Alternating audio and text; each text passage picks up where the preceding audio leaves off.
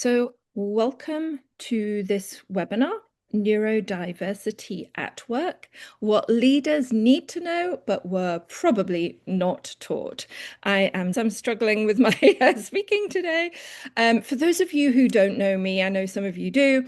Very quickly, I am a physician turned corporate trainer and executive coach. I have coached about 8,000 hours of coaching, and I've done over 300 live presentations. So I've got a lot of experience of this stuff under my belt. Now, my personal interest in neurodiversity began when some family members were diagnosed. And then I went on to become, in the UK, a developmental pediatrician. I switched my specialty, and in that job, I was diagnosing, treating, and helping families with neurodiverse children, or rather a slightly different term, children with neurodevelopmental disorders. That's the kind of official medical term. I've also worked as a coach and trainer for the very famous Tony Robbins. I'm also trained in brain health coaching and training with the Amen Clinic. I am trained in neurofeedback, and I'm also trained in neurodiversity coaching and ADHD coaching and in DEI. And I myself received a diagnosis at the age of 48 of ADHD. And this, for me, was a big relief because it explained a lifetime struggle with executive function. I was chronically messy, used to really, really struggle with planning and organizing, especially if things were boring or if they were in the long term. So for me, receiving a diagnosis at that late age was a big relief, and it's actually really changed the course of my life since then. So that's a little bit about me. Quick brain priming session. If you've been on a call with me before, we usually start with one of these. The reason we do this is you'll probably come into this call bringing with you some stresses and strains from the day. And so we want to make sure that you're ready to learn. There's a lot to cover today, so I really want you to be in a good brain state. So what I want you to do is to just sit comfortably in your chair. You're not going to want to do this exercise if you are driving while you're listening to this, so just listen along, but please do not join in. So sit comfortably in your chair. Place both feet flat on the floor. This is really important for energy moving in your body. This isn't woo-woo stuff. This is proven by science. So sit comfortably in your chair. And I want you to bring the fingertips of your left hand to the fingertips of your right hand. And start to rub your fingertips together with such intensity that you can feel the ridges on your fingertips. And now just with your pointing finger, your index finger, and just feel the ridges, slow it down. Feel your fingerprints rubbing against each other. Now run the fingertips of your right hand down the fingers of your left hand to your palm, and just move your fingertips around your palm. Feel the fine lines on your palm. Feel those deep lines. Notice the temperature and any sensations.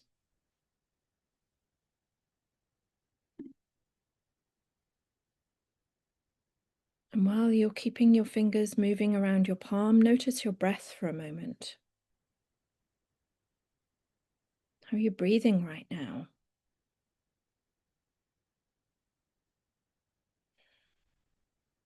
Wonderful. And now I want you to bring your hands back together in like a prayer-like position, and just rub those fingers together, rub those hands together to create some heat. Open your eyes, shake those arms out, shake them up to the ceiling, shake them out to the sides, make a fist. And I want you to just give me a couple of fist bumps so that I know that you're there. I can't see you giving me a fist bump, but I can feel it in my energy. So thank you for joining in with that. So We're going to cover a lot today. I do these free webinars every month. If you've been on one before, you'll know they're packed with information. I'm not one of those people who witters on for hours and then tells you a little bit at the end and then sells you something. I want to share this knowledge and information that I have with you. So, so buckle up.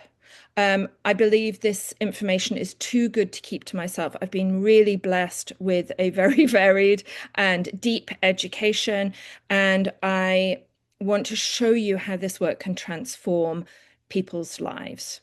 This training might be enough for you, and if you want to go deeper, at the end I will tell you how you can go deeper, but this may be enough, and that is just fine.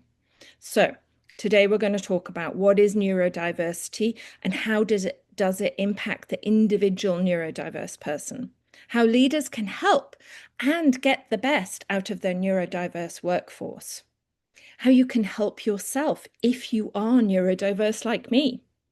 I'm going to give you 3 free resources at the end, and I would love you to get the best out of this time. I'm a huge believer that time is your most precious resource. So what I'm going to ask of you is that you give me your full attention, you take notes. It says do the exercises here. There aren't many exercises in this one. There are in other of my trainings. There is one at the end. Commit to making change in your life or the lives of others if you are inspired to do so. And we're going to save questions for the very end. If there's something that like totally doesn't make sense and you're like, I must ask this, everybody's going to be confused, please do pop in the chat and I will answer as we go. But if you have general questions, write them down and I will do my best to answer them at the end. So I want to start with a quick story of a guy that I worked with called Miguel. I work coaching with a marketing company in Manhattan. I've coached 25 people, including the CEO, and I worked with this young man called Miguel. He was extremely bright. He's in his he's now about 30, but he was in his mid-20s when I started working with him. He was brilliant, extremely bright, well-educated, but frequently late, always overwhelmed. Our calls would always start with, I'm so overwhelmed, or it's chaos, or something like that. And he struggled to cope with the workload, even though he was more than capable of doing so. And he was often in conflict with his teammates, who he said at the beginning just didn't get him. And I coached him for about 10 months, and we worked on improving his understanding of how his unique and brilliant brain worked. And together we created strategies to help him with his executive function skills, things like time management, planning, prioritization, and with his communication with the other people in his team. And he started to teach people how they could work with him better. And I loved working with him. He was very coachable. He was always willing to kind of try new things. And within a couple of months, he was thriving. So we all have a Miguel. You know, if you're in a company that's more than just you, you probably have a Miguel in your company, somebody who is really brilliant, but perhaps because of their neurodiversity is struggling somewhat. And, you know, one of the take-home messages from today is that the right environment doesn't change the person, but it does help reveal their potential. Quick disclaimer, this webinar is for informational use only and should not replace professional medical advice or treatment. If you're concerned that you, not or your child, but if you do have a child, yes, or a colleague has significant negative thinking or emotions that impacts the ability to function, please seek the advice of a healthcare professional. And the aim of this webinar, just getting this out there at the beginning, is to enhance your understanding of neurodiversity and how you can help everyone in your workplace and beyond thrive. So neurodiversity is a DEI issue. This is diversity, equity, and inclusion. So if you're in a bigger organization, you probably have DEI policy, but I just want you to know this is not strictly a DEI talk. I am trained in DEI trainings, but this is not strictly a DEI talk. So neurodiversity belongs in every DEI conversation, yet it's frequently overlooked by organizational policy and culture initiatives. And many neurodivergent individuals don't disclose because of their fear of stigma, misunderstanding, or career consequences. And this creates invisible barriers to belonging and achievement. You wouldn't believe the number of times I've heard somebody say, well, that person doesn't look like there's anything wrong with them. And that's part of the problem. This is neurodiversity is often hidden in plain sight. But the research shows that between 1 in 8 and 1 in 5 people are neurodivergent. And many of the people already on your team probably are. Some of them may have a diagnosis and some of them may not. Some of them may have disclosed and some of them may not.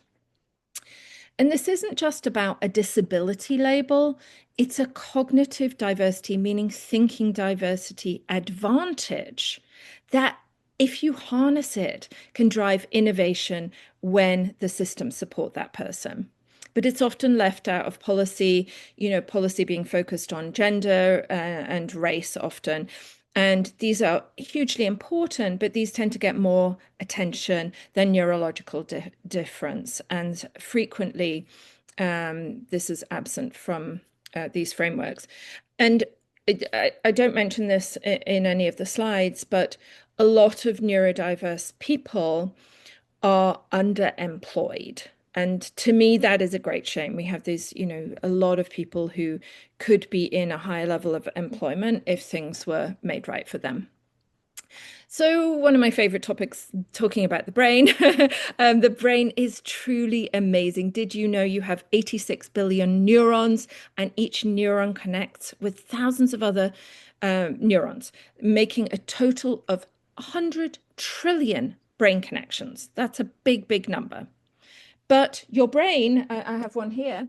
It's not a real one, you'll be glad to know. Your brain weighs only 3 pounds and it's only 2% of your body weight, but it uses 20% of all of your energy and it never turns off. Even during sleep, it is active, it is cleaning itself, it's processing thoughts and emotions and consolidating memories. It really is a truly remarkable organ, which is why I love it so much. And the human brain can adapt, learn, rewire itself throughout life, allowing us to develop new skills, recover from challenges, and continually grow. It can imagine possibilities that don't even exist yet, solve complex problems, and create art, philosophical ideas, and innovations that shape the world. And many of the great inventors, innovators, business people of the world are neurodiverse people. And the brain is the operating system for your body and for your mind and everything you do. And very importantly, there are no two brains the same. Your brain is completely unique. There's never been a brain like yours. There never will be. So it is amazing, but there's a massive design fault.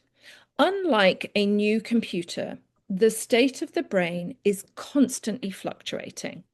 Sometimes it's sleepy, sometimes it's stressed out, sometimes it's hungry or angry, and sometimes it is functioning optimally.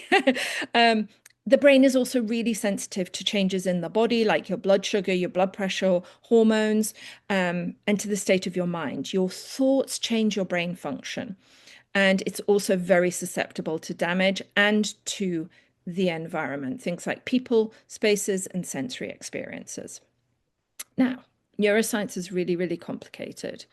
One of the best analogies that I've ever heard to explain how brains are so different is called model of the world. This comes from NLP. It actually dates back to over 2,000 years ago, but it's used in coaching and neurolinguistic programming. And the idea is that it's an internal map.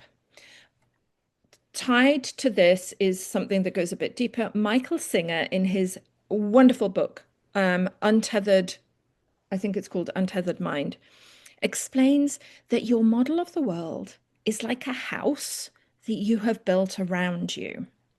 And it's built of millions of pieces of stained glass. and it is beautiful and complex, and even you don't fully understand your own brain because it is so incredibly complicated. So this is a great kind of analogy. Now, everybody has a completely unique brain, like you'll see in this picture. No two houses are the same, and no two brains are the same. Now, with other people, you only get to see a tiny window of their model of the world, of how their brain is working, that they choose to show you. So it's tiny window. And the more you get to know them, this window expands. The more you get to know about what that person loves to do, about what that person is good at, about how they think, you will get to know them better. So that's a bit about the brain. What is neurodiversity? It represents the natural variation in how human brains are wired. Like I said, there's no two brains the same. However, neurodiverse brains think, process, perceive, and interact with the world differently than what we call neurotypical brains. You've either got a neurodiverse brain or a neurotypical brain. You're somewhere on the spectrum. And different doesn't mean broken, it just means it's designed differently. There is a myth that kind of drives me a little bit crazy, but if you believe this myth up until this moment, it's not your fault. It's very, very common. A lot of people say to me, but isn't everybody a little bit neurodivergent? And my reply to them is yes, all people have very different brains, but no, not everybody is neurodivergent. Neurodiverse people have neurological differences and experience symptoms and challenges with functioning in this world that has been designed for neurotypical people. So I want you to think of this concept. You have many dashboards in your brain. I went to a recording studio recently. It was very cool.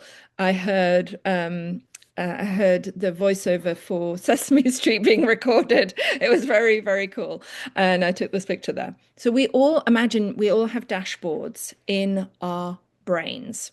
And these dashboards are for different things. For example, sensory processing or attention. And everybody's dashboard is different. Now, I mentioned not everybody is neurodiverse. If you are neurodiverse, some of your dials on your dashboard are going to be in, if you ever studied statistics or biology, you'll recognize this normal distribution curve. So we all fall somewhere on this. Say, take attention as a characteristic. We'll fall somewhere on this. The people who are neurodiverse are the people who fall in the two red areas that you can see either side. So their attention is either poor, it's at the low end of the spectrum, or it's at the high end of the spectrum. It is unusual in a normal distribution of human beings. So, for example, somebody's dashboard, this is, by the way, this is a neurotypical person's brain's dashboard. So even in a neurotypical brain, they have a bit of a range. For example, with attention, if you are neurotypical, some days your attention is going to be better than others. Your attention is also going to vary with tasks. And so we all have, everybody has this sliding scale, this dashboard going on inside their brain. So this is a neurotypical person. As you'll see, most of their dials are switched within the normal range. Here is somebody who is neurodiverse. I won't go into what their diagnosis is, but as you'll see, some of their dials are abnormal. They're at the abnormal end of the spectrum.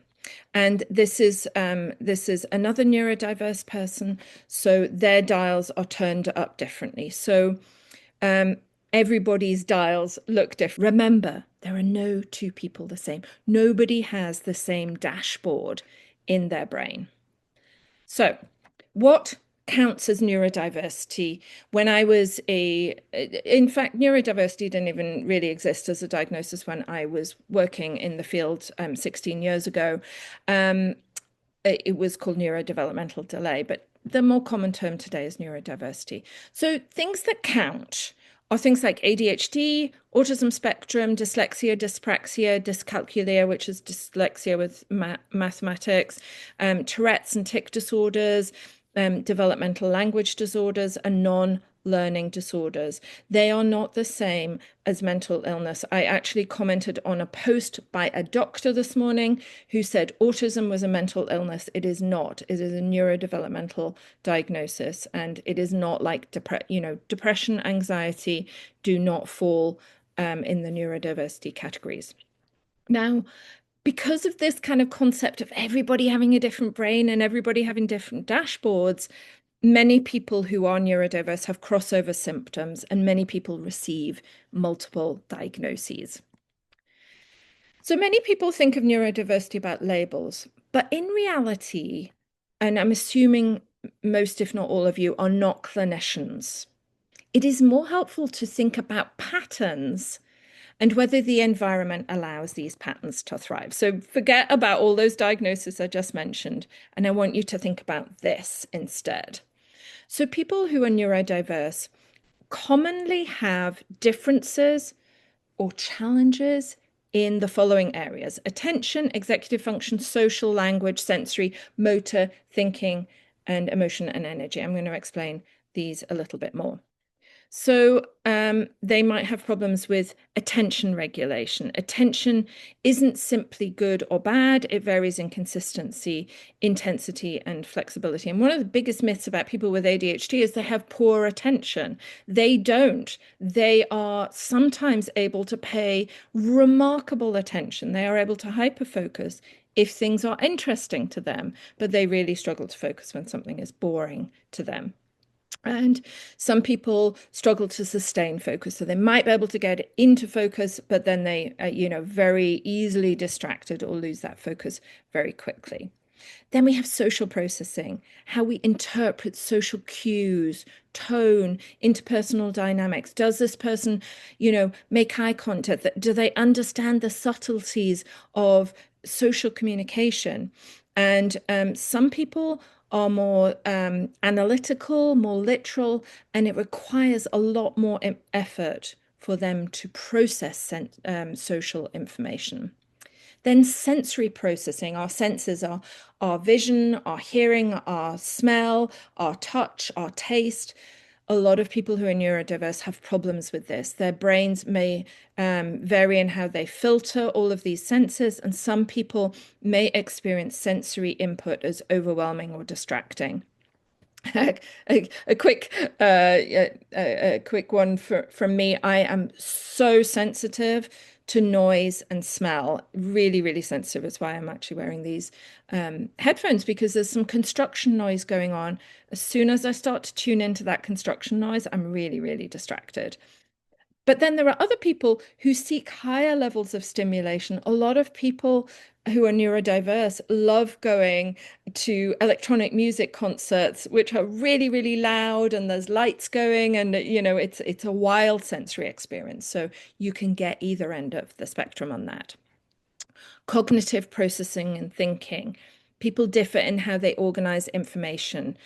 For example, I was having a conversation with a parent of a dyslexic child yesterday, and she said, my kid just cannot follow verbal instructions. And I said, well, that's because she's dyslexia and she thinks in pictures and patterns. And they, may differ in how they interpret detail, systems, and big picture concepts. Some people are able to see the big picture. Some people just cannot connect the dots. You have to help them do that. And these differences can also drive amazing creativity and innovation, but may clash with rigid environments. A lot of neurodiverse people are extremely creative thinkers and extraordinary problem solvers. So, that side of it can be really, really useful. Executive function, this is a term for kind of the brain's management system. It's in the prefrontal cortex, front part of the brain, and it's for planning, prioritizing, and organizing actions. And if you have a problem with executive function, you might suffer with time management, you might suffer with task initiation or follow through, even if you are a highly capable person. Then we have language processing. Some people struggle with processing spoken language. Some people struggle with processing written language. Um, and they may be able to process it, but it may be really, really slow. So they might, take a long time. I've worked with a few people who they are just so much slower at processing things. They're brilliant once they've processed it, but that process is just slow for them. And they may have a clear preference for um, being communicated to in a certain way. Like I mentioned, often just verbal instructions is not enough. Some people, you need to write it down for them. Some people, you need to draw a picture for them in order for them to understand it. Motor planning. So this is the dyspraxia type of things, although um, Okay. somebody, I've tried somebody's speaking. Spanish. Um, Sorry, got a bit distracted there by noise, like I mentioned. So motor planning involves coordinating, moving, and translating intention into action. And a lot of people with who are neurodiverse might have problems with handwriting or with physical coordination, and they may struggle to perform multi-step physical tasks. And last but not least, emotional regulation and energy management. Many neurodivergent people expend significant mental energy adapting to the environment that's not built for their thinking style. And this can lead to emotional intensity, fatigue, and burnout. And a bit more on that right now.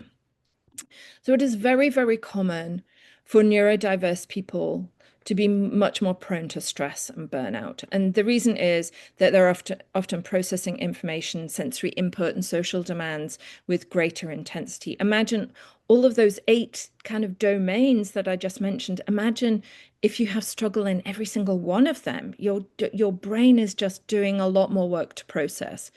And when environments are not designed for these differences, everyday tasks can require significant more cognitive and emotional energy. And so things that can contribute, like higher sensory load and reduced filtering of input, increased and this just popped into my mind while I was saying it. A lot of the clients that I work with are on multiple communication networks. So they might have a Slack and then they're getting email and then they're getting texts. And all of that information coming in all the time, they really struggle. It's a constant distraction to them. Um, Increased effort needed for attention organization or social processing. There's a term called masking. What this is the person has learned over the years how to hide the struggle that they have. And so you may not see it, but when they go home, they're completely exhausted. Or they may mask most of the time and then they'll suddenly explode. And you're like, where did that come from? I thought they were fine. And they may also be constantly adapting themselves to fit with expectations.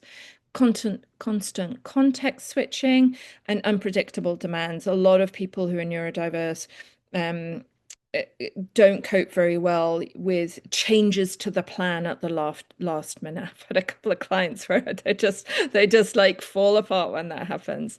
And then limited recovery time between high task efforts. They may need to build in recovery time to their days and their weeks. Okay. But like I mentioned, um, neurodiverse people can have incredible strengths, common strengths, innovative thinking, strong pattern recognition that nobody else can see, deep focus and sustained concentration when they're interested, systems thinking, being able to kind of imagine systems and change them, high attention to detail, creative problem solving, incredible persistence and resilience, authentic, direct communication, sometimes a little bit blunt, rapid learning in areas of interest, and strong values-driven thinking. This is, a commitment to fairness and integrity and doing work well. I realized when I got my diagnosis that this was something I'd always struggled with. I used to get into a lot of arguments when I was a kid over fairness. I have a very strong kind of fairness radar. Okay, lost my thing again. Okay. Um, If you'd like to know more about this, I've created a document that I'm going to send to you afterwards with the 50 top symptoms that, somebody might be struggling with, what you might see, and how this may be affecting them. So I won't go into that more, but I'll be sending that to you at the end. So if you're a leader, how can you help? I'm assuming you're here because you want to help. So first, it's really important to recognize that the big part of the problem is not that the neurodivergent employee doesn't have the ability. It's that there is this mismatch. And it occurs because workplaces, schools, social systems were largely designed around neurotypical patterns of attention, communication, sensory processing, and learning. And when environments assume that everybody is the same, everybody thinks like they do, differences become barriers rather than the strengths that they truly are. So common assumptions that create friction, and this stuff can be well-intentioned. Open plan officers, don't you just love them? They can be a real problem for neurodiverse people because of all of the sensory input, constant interruptions, background noise, which a lot of neurotypical people can ignore. Not all, other neurotypical people are bothered by some of this stuff too. Communication barriers, meetings that reward rapid verbal responses, unwritten social rules, indirect communication, and social networking. These things are scored as competence when actually they might be a real problem for neurodiverse people. Workflow friction, multitasking, fixed schedules, standardized workflows, and text-heavy instructions without clear visual instructions can be a problem for some people. Visibility over output. The 8-hour workday, 40-hour work week concept drives me crazy. This assumes that everybody works at the same pace, that everybody can sit and work solidly for 8 hours a day, which I actually don't believe anybody can. But it, for people who are neurodiverse, who often, can work really, really intensely for bursts of time and get more done in a really short amount of time, but then they might be exhausted afterwards. In the office, they may look lazy.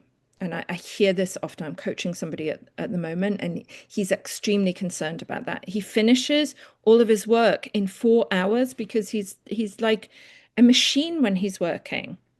But then he's exhausted afterwards, and he's also run out of things to do. So if you're a leader, why does this matter? When environments are designed for only one type of brain, organizations unintentionally create performance barriers, increase stress, and lose valuable talent without realizing it. So, you want to be thinking about how can you reduce friction? How can you unlock people's strengths, changing the environment just a little bit so that you can help neurodiverse people who don't fit in well with the standardized systems. And the really fascinating thing is, I have not come across an incident where adapting the environment to suit neurodiverse people better has made anybody else suffer. It usually, the phrase, a rising tide lifts all boats, it usually helps everybody. So it's win-win. There is a myth that designing for diversity lowers standards. It's just not true. When you remove the hidden obstacles that prevent high performance in the first place, inclusive environments don't ask less of people, but they give everyone a fair chance to deliver their best. So what can you do? Recognize and identify, where the environment assumes one way of working, one way of thinking. Redesign, adjust your systems to reduce this friction, and lead. Model inclusivity, set expectations for your team. Like I said, this isn't about lowering standards, it's actually about raising them. So what if you have a person on your team who you're really struggling to understand why they behave in a certain way? Number one, assume good intent. It is highly likely they are a good person, a good employee, and they want to do their best. There are, of course, rare exceptions. I've worked with teams where there has been somebody who has actually been employed to sabotage the team from a competitor. It's remarkable, but that's incredibly rare. Most people want to do well. Be really careful about judging and making assumptions. Seek to understand first. Even if you are at, a 9 out of 10 of knowledge of neurodiversity, you still don't completely understand the person who is in front of you.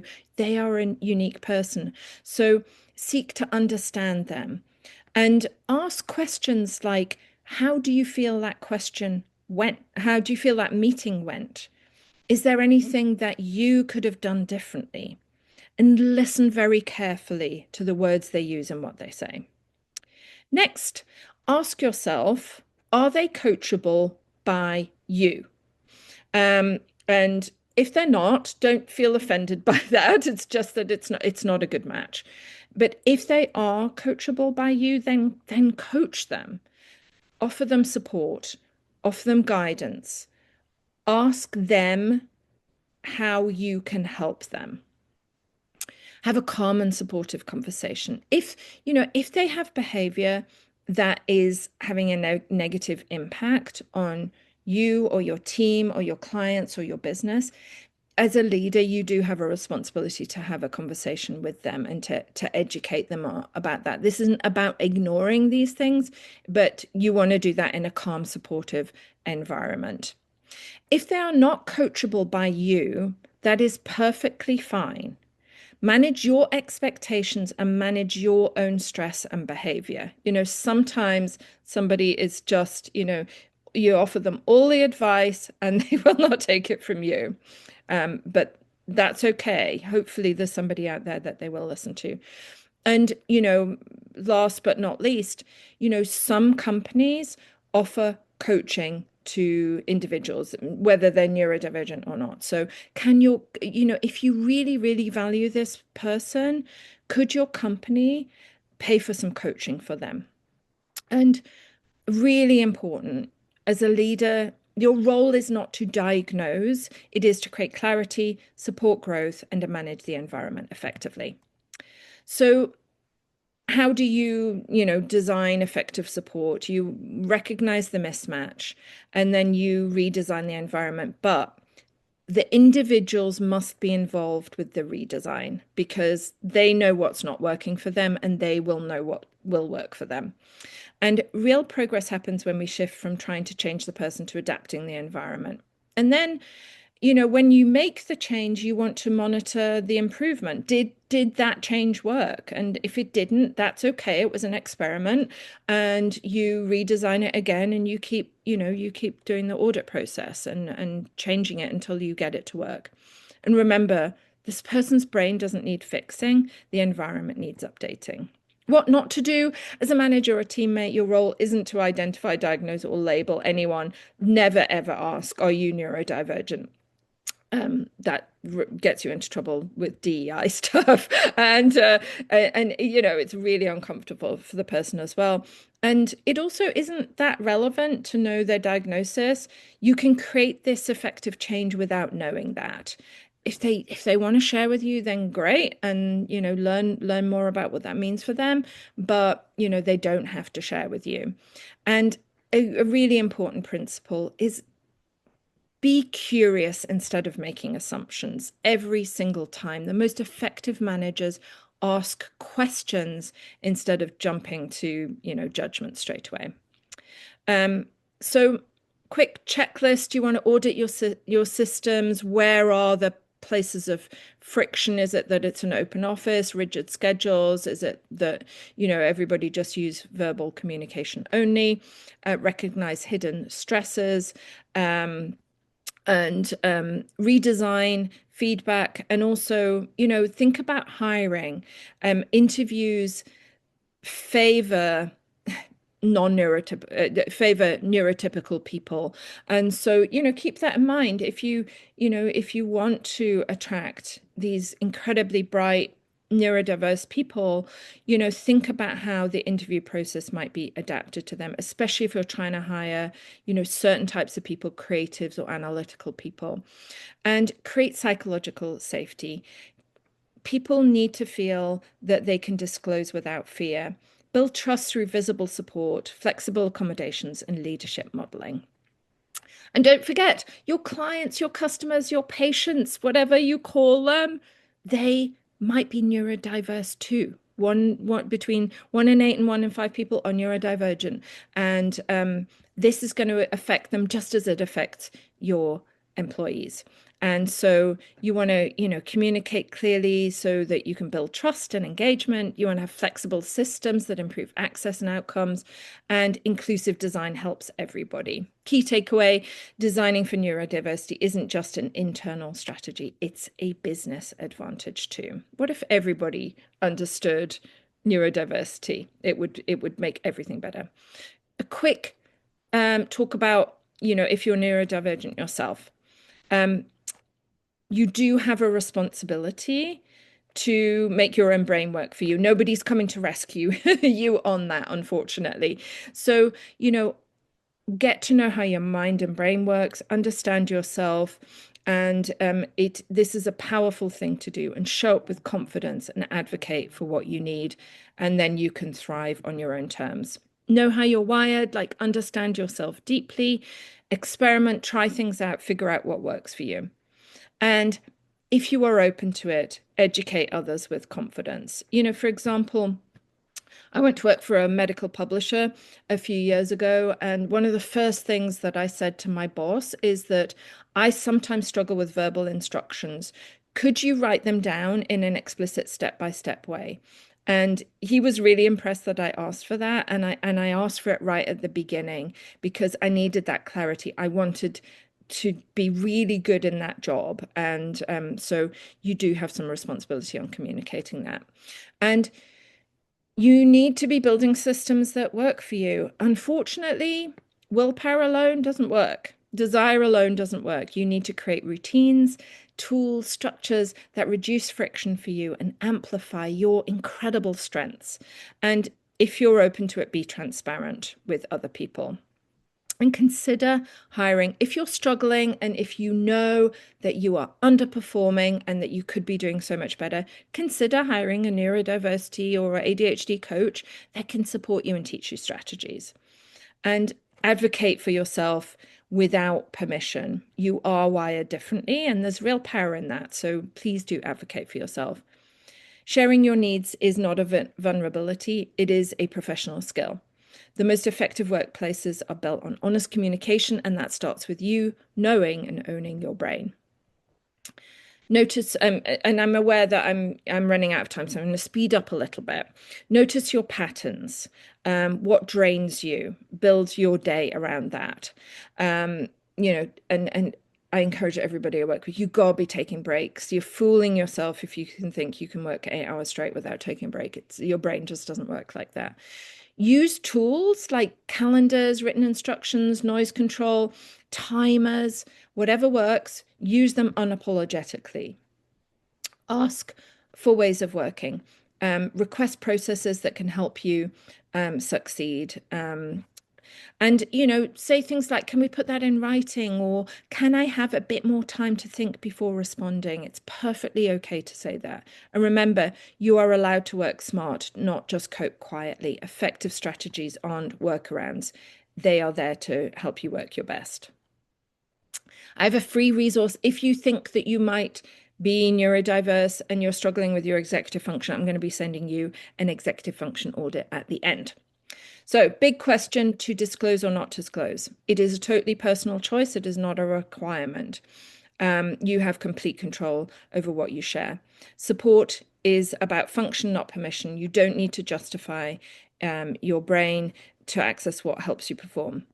You can request modifications without sharing your diagnosis or personal details. And when you do advocate, it does help everybody. So don't forget, it's a win-win if you can improve the situation. This is a huge word of warning. You do need to think carefully about it. Not everybody is supportive and understanding and open to inclusion. We've seen that recently. Some companies have got rid of DEI policy. That's really, really worrying.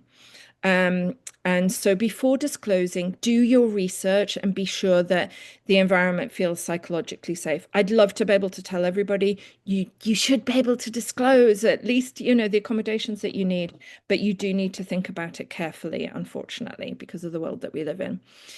So consider, you know, what is your manager like? What is the organization like? And how have other people been treated when they have disclosed?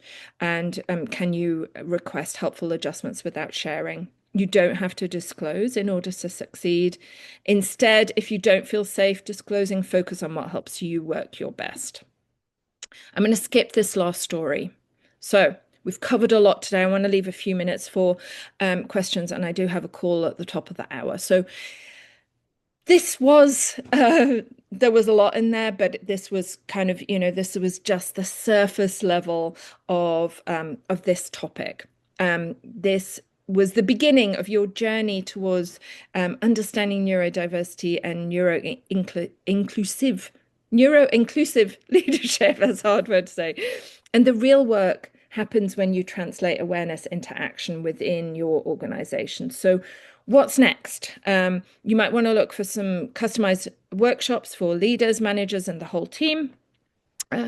You might want to do a neurodiversity or DEI audit or training and coaching for neurodiverse and neurotypical employees. And these can be done at group or individual level. I offer all of these, but there are lots of other providers as well.